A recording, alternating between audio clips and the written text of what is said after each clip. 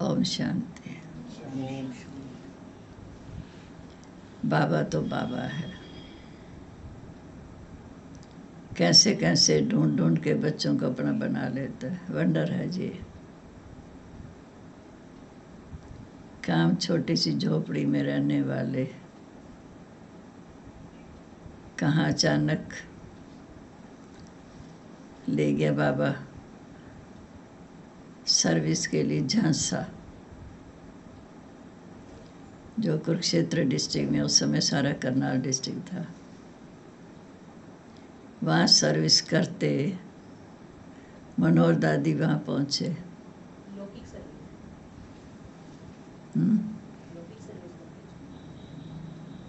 62 की बात है। वहाँ गीता पाठशाला थी। वहाँ पर पुष्पा बहन नागपुर वाली रहती थी, उनकी बहन सवित्री रहती थी और उनकी मम्मी रहती थी। परिवार रहता था, एक छोटा सा कमरा था। वहाँ मनोहर दादी आए तो मेरे साथ एक टीचर थी, वो मेरे को ले गई। जैसे वो ले गई मैं भी चली गई, फ्री थी। जैसे गई बस मनोहर दादी का व्यवहार, मनोहर दादी की दृष्टि और उनके मुख के बोल सुनते ही मेरे अंदर संकल्प आया कि जीवन बनाना तो ये बनाना। जैसे बाबा ने कहा ना, निश्चय सेकंड में होता है। ये नहीं मालूम था आगे क्या होना, बस मन में संकल्प कर लिया जीवन बनाना तो ये बनाना। फिर बाबा जो संकल्प कराता है फिर उस पर दृढ़ रहना, ये हमारा काम है। फिर उसी दौरान ही बाबा दिल्ली मेजर की कोठी पर आए, क्योंकि उस समय कुमारियों में मैं पहली कुमारी थी झांसा में, जो ज्ञान में तो खैर क्या चली, सिर्फ देखा ही है, दादी की बात सुनी है। फिर दादी मुझे बाबा से मिलाने ले गई।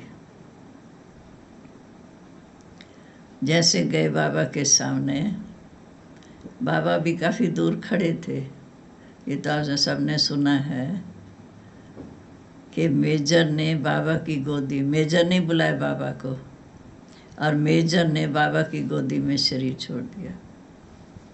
तो उसकी जुगर बड़ी आंटी थी, वो तो एकदम पुलिस में उधर बड़ा शोर मचाया, कहते क्या भगवान है मेरे पति को ले गया। लेकिन बाबा को देखा बिल्कुल निश्चिंत ऐसे खड़े हैं। काफ़ी दूरी पे मैं थी। एकदम देखते ही मालूम नहीं मेरे को मैं कैसे उड़ के बाबा के बाहों में समा गई। कैसे गई मैं अभी तक नहीं अनुभव कर सकी। एकदम बाबा के बाजू में आई, बाबा ने दृष्टि दी, बड़ा प्यार किया, सिर पे हाथ फेरा, कहा मेरी वारिस बच्ची आई है। मेरे आंखों में आंसू आ गए। मैंने कहा बाबा पानीपत तो कुछ है ही नहीं, आखिर तो मेरे को पानीपत ही रहना। फिर बाबा ने मेरा हाथ मनोहर दादी के हाथ में दिया, कहा इसकी संभाल करनी है।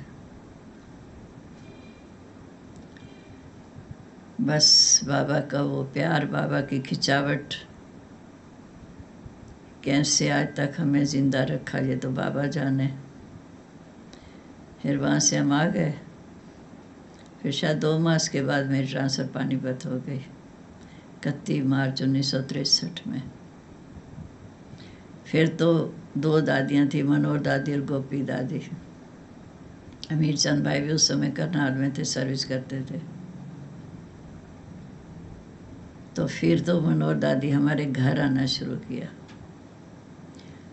जैसे लौकी घर में आते तो अंदर ज्ञान इतना नहीं था, लेकिन अंदर खुशी बहुत थी, उदकती थी जैसे। बस फटाफट गली महला इकट्ठा किया, हमारे घर सत्संग है, चलो चलो। प्यार मेरा सबसे था बचपन से ही, तो सारे आ जाते। उनको बिठा के, दादी को बिठा के, माता ही भी थे, तो अंदर ये था कि माता ही ज्ञान सुनेंगे तो मेरे को कौन रोकेगा। मैं फटाफट फिर बाज़ार चली जाती, फ्रूट ले आती उनके लिए। इतने में सत्संग पूरा हो जाता।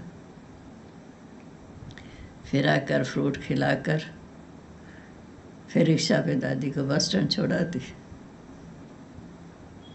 क्योंकि उस समय गाड़ियाँ तो थी नहीं। लेकिन दादियों के अंदर तो बड़ी हिम्मत थी, कैसे कैसे झोपड़ियों में आना। फिर एक बार दादी आती, एक बार गोपी दादी आती, मास में 15 दिन में वो 15। कभी दादी को शॉपिंग करनी होती तो मार्केट पास ही थी, या मरवान चौक वाली। फिर यहाँ आते मार्केट करते कि मधुबन में क्या क्या चीज़ों की आवश्यकता पड़ती है। और दादी के अंदर भी ये बड़ी भावना रहती थी कि चीज़ अच्छी हो लेकिन दाम कम हो। दादी के साथ घूमते हुए फिर कई ऐसी मार्केटिंग करते। फिर गलीचे जहाँ के बनते थे वो बाबा को दादी को बहुत पसंद आते थे। फिर यहाँ से गलीचे भेजना शुरू किया।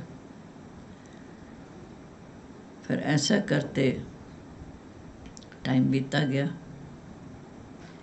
और तो कोई चारा था नहीं। फिर बाबा को पत्र लिखना शुरू कर दिया। जब पत्र लिखती थी फिर बाबा का जवाब बड़ी जल्दी आता था, हफ्ते के अंदर जवाब आ जाता। और इतना प्यार से पढ़ती थी, इतना प्यार से कि भगवान ने मुझे पत्र लिखा है। पढ़ना, बार बार पढ़ना, फिर जहाँ लगाना, देखो भगवान ने पत्र लिखा है। फिर कुछ दिन बीते, फिर मन करता फिर बाबा को पत्र लिखो। ऐसे पत्र भी लिखती और मुरली करनाल से लाती थी। शनिवार करनाल से जा कर के बस से मुरली ले आती। मुरली पढ़ती थी तो लक्ष्य ये रहता था कि जो इसको ध्यान से पढ़ लेगा ना, वो उसका मुँह कभी पुरानी दुनिया में नहीं जाएगा। क्योंकि मेरा लक्ष्य यही था पहले से ही कि अगर मैं अपने पाँव पे खड़ी हो गई तो मैं ऐसी दुनिया का मुँह नहीं देखूंगी। क्योंकि दुनिया में तो बहुत गंद पड़ा है। कुछ सखियाँ ऐसी थी जो आके ऐसी ऐसी बातें सुनाती थी घरों की। मैं कहती बाबा मेरे को तो बचाना। बाबा तो नहीं था उस समय, तो भगवान ही कहते थे।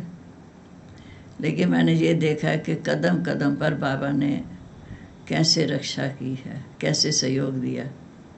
जबकि पानी पर ट्रेनिंग नहीं थी, लेकिन अचानक जब मेरे अंदर लक्ष्य है ना, पाँव पे खड़ा होना है, अचानक माता हरकौर स्कूल में JVT आ गई। फिर मासी फार्म लेके आई कि इसे पढ़ा लो। मेरे पिता को गुस्सा आया, कहते हैं हम बेटियों कमाई खानी है।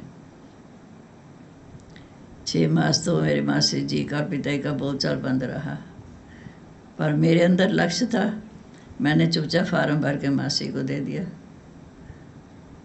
फिर मुझे उस समय तो एडमिशन नहीं मिला। 3 मास बीत गए, मैं निश्चिंत थी, मैं नहीं मिला।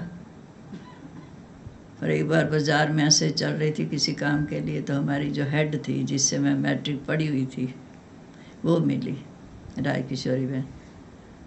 कहते हैं सरला क्या करती है? मैं कहा खाली। कहते JVT कर लेना। मैं कहा भरा हुआ था फार्म, मिला नहीं। कहते अच्छा मैं बात करूँगी। क्योंकि जो इस समय हेड थी हमारी मैथ टीचर थी और वो हमारी हेड थी। फिर अचानक मैं गई, नानके हमारे मार्टन रहते, तो मेरे मामा की लड़की कहती है चलते रहे मेरे साथ ज़रा चल, वहाँ मेरा कुछ एरियर है। वहाँ गई तो वहाँ की हेड कहती है JVT करेगी? मैंने कहा क्यों नहीं करूँगी।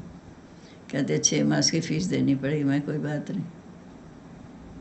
फिर घर आई, माता जी को बोला, माता जी का फ़ीस दिया चुप करके, फिर आपे पिता ही करेंगे। मतलब मैंने देखा कि बाबा ने जिसको अपना बनाना है उसको रास्ते अपने आप दिखा देता। ऐसे फिर सर्विस भी की, बाबा से मिलन हुआ एक बार। वास्तविकता तो ये है। मम्मा से भी एक बार मिली। मम्मा करनाल आई। ये खुशी नहीं होती थी कि मैं मिल रही हूँ, मुझे ये खुशी होती सारे मिले। मम्मा करनाल आई, मैं करनाल गई। मैं जब गई मम्मा क्लास करा रही थी।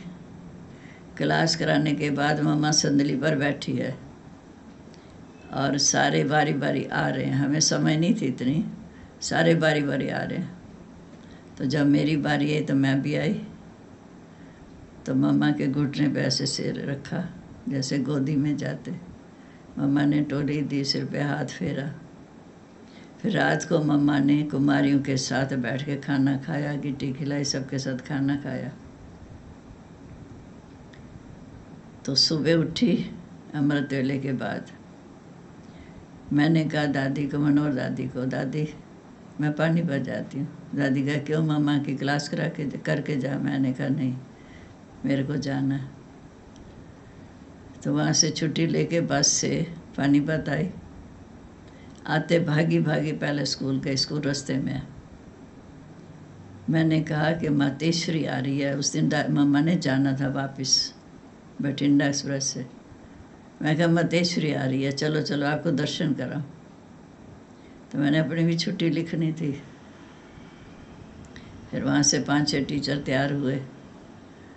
फिर घर आई, जिन्होंने सुना होता सबको इकट्ठा किया, चलो चलो आपको मामा के दर्शन कराऊं, आप देखोगे दंग रह जाओगे। क्योंकि मम्मा बड़ी सुडौल, सुंदर, बाल खुले और इतनी प्यारे उनके महावाक्य थे जो सुनते ही सन्नाटा छा जाता था। फिर सबको ले गई, 15-20 जने होंगे, माता भी साथ थे, भगा कर ले गई। जब स्टेशन पर गए तो इतने में गाड़ी आ गई, मम्मा गेट पे खड़ी है। तो फटाफट सारे खड़े हैं, मम्मा की दृष्टि ले रहे हैं, और मैं भागी गार्ड के पास। मैंने कहा हमारी मातेश्वरी आ रही है बहुत दूर से, 2 मिनट गाड़ी रोक लेना। तो गार्ड भी आ गया। ऐसा स्टेशन पर सन्नाटा छा गया जैसे कोई है ही नहीं। सब बड़े प्यार से दृष्टि लेते रहे, मम्मा से टोली लेते रहे। फिर मम्मा ने किसी न किसी को कुछ सुनाया भी है। फिर इतने में पीछे से विसल आने लगी, हमारी अगली गाड़ी छूट जाएगी। फिर तो गार्ड ने घड़ी देखी और गाड़ी चला दी। ये है मम्मा से मिलना, वो है बाबा से मिलना। फिर घर में परीक्षा आ गई। लौकी माता ने शरीर छोड़ा, छोटे छोटे भाई बहन थे। फिर मनोहर दादी ने जाके बाबा को कहा। फिर बाबा का पत्र आया कि बच्ची मनोहर के द्वारा पता चला है, पर तुम्हें लौकी का लौकी दोनों तोड़ निभाने हैं, बाकी बाबा की बच्ची बनकर रहना। बाबा का वरदान मिला। फिर छोटे छोटे भाई बहन थे, उनकी पालना भी करनी थी। लक्ष्य ये रहता था कि इनको अच्छी तरह स्टैंड करना है। बस फिर कुछ दिन टाइम उनके ऊपर लगाया। फिर इतने में रामकली बहन आ गए दिल्ली से। तो उनकी बेटी अकेली नहीं रहती थी, रामकली बहन को ले आए। फिर उन्होंने उसके घर रही, अपनी बेटी के। फिर मेरे पास जो सामान था सारा मैंने वहाँ दे दिया। फिर वहाँ मैं जाती रही क्लास कराने। फिर ऐसे में पता लगे एक माता थी, चरखा काटती थी, राम प्यारी माता थी। फिर स्कूल से छुट्टी करके उसके घर जाती, उसको मुरली सुनाती, फिर घर आती। सेवा भी चलती रही, परिवार की सेवा भी चलती रही। फिर जब पहले तो प्रदर्शनी भी लगाते थे ना, सारे इकट्ठे हो जाते थे, तेरी मेरी भेद नहीं थे। सोनीपत, करनाल, पटियाला सब इकट्ठे हो जाते। मनोहर दादी आते, प्रदर्शनी लगाते, सेवा चलती रहती थी। ऐसे चलते चलते फिर सर्विस भी करते रहे। जब पिताजी ने शरीर छोड़ा, फिर तो छोड़ा अब किस लिए, अब तो सब स्टैंड भी हैं, पिताजी भी गए, अब क्या करना। फिर सर्विस को छोड़ दिया। ये है मेरी हिस्ट्री, जो बाबा ने आज तक हमें चलाए रखा। बाबा का वरदान यहाँ सदा सिर पे है।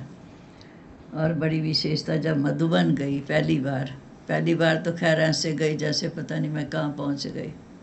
सोचती थी मैं इतनी साधारण और कहाँ कहाँ जा रही हूँ। फिर जब दूसरी बार गई तो मेरे साथ राजबहन थी झांसा वाली। तो मेरे को उस समय शांतामणि दादी ड्यूटी देते थे, तो दिन की ड्यूटी थी, गर्मी की छुट्टियां थी, मास के लिए गई थी। तो हमें ड्यूटी मिली कि दिन में म्यूज़िक से सेवा करनी है, फिर यहाँ के खाना खिलाना है। दोपहर को भी आके खाना खिला के रेस्ट करके फिर शाम को जाते, फिर रात को खाना खिलाते। ऐसे रात को मैं आई तो मैंने राजबहन को कहा कि आप जाओ, मैं थोड़ा कपड़े चेंज करके मैं अगला कमरे में चली गई। ट्रेनिंग सेंटर में था सामने। तो शांतामणि दादी ने राजबहन को कहा, वहाँ क्या होता था, दादी से पहले 5 मिनट किसी कन्या को देते थे सुनाने के लिए। तो राजबहन को कहा तो एकदम पसीना पसीना हो गई। कहती अच्छा जो तुम्हारे साथ दूसरी है ना उसको बुला, फिर वो मेरे को बुला ले। दादी कहती है सुबह बोलेगी। मैंने कहा दादी अभी आई हूँ, कल का दिन मुझे दे दो, परसों बोलूँगी, मैं ना नहीं करती। फिर दूसरे दिन थोड़ा बैठ के कुछ मनोहर दादी से कुछ किसी से बैठ के कुछ पॉइंट नोट की। फिर जिस दिन बैठी मैं स्टेज पर, 2 संदलियाँ लिखी बढ़िया ना हिस्ट्री हॉल में, वो क्लासरूम था। इधर दादी आके बैठ गई जहाँ मैं बैठी हूँ, इधर दीदी आके बैठ गई, सामने मनोहर दादी, अपनी शांतामणि दादी, अपनी गुलजार दादी, सारे मेरे आगे बैठ गए। मेरे को तो बड़ा वो लगा, 1 सेकंड लगा। इधर निर्वार भाई, 1 सेकंड मुझे लगा घबराहट सी। इतने में क्या महसूस किया कि जो पीछा दरवाज़ा है हिस्ट्री हॉल का, वहाँ से एक लंबा हाथ आकर मेरे सिर पर आ गया। फिर नहीं पता मेरे को मैं कहा क्या मैंने बोला, मुझे नहीं पता। जैसे बाबा का वरदान, वही वरदानी दिन जो बोलना सिखाया। फिर बाद में चंद मैं दीदी देखा तो ऊपर रोशनदान में बैठी, उसकी तबीयत ठीक नहीं थी। तो वो भी एक अनुभव बड़ा मेरे लिए एक शक्तिशाली अनुभव था कि कैसे बाबा ने हम बच्चों को आगे बढ़ाने के लिए क्या क्या पुरुषार्थ कराए। फिर दीदी की नज़र भी बहुत पड़ती थी, हर बात में शिक्षा देती थी, छोटी छोटी शिक्षा सिखाना। तो ऐसे पलते पलताते आज यहाँ तक पहुँचे आपके आगे। बाकी तो जीवन सदा ही चढ़ती कला का है। बाकी ऐसी परीक्षाएं घर में नहीं आई। बाकी सेवा में जब नई नई सेवा शुरू करते हैं तो उस समय तो आती हैं, क्योंकि उस समय जहाँ कोई था ही नहीं, किससे पूछो। बाबा के आगे बैठ जाते थे, बाबा जो कराओ ठीक है। फिर बाबा पे मदद कराता, पे सेवा कराता। ओम शांति।